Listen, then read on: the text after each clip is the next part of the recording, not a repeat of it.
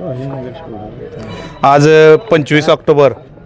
कोर्टेगावचे विद्यमान सरपंच लोकप्रिय सरपंच राजूभाऊ पवार यांचा आज खऱ्या अर्थानं वाढदिवस या ठिकाणी कोर्टेगावच्या सर्व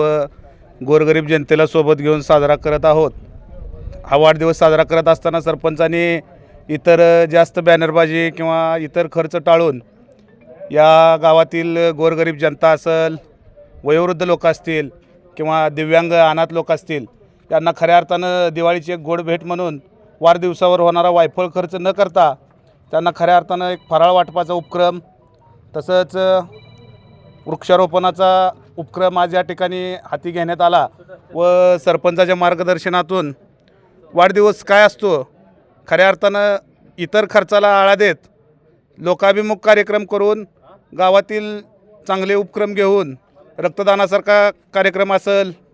किंवा नेत्र तपासणीचा कार्यक्रम असेल असे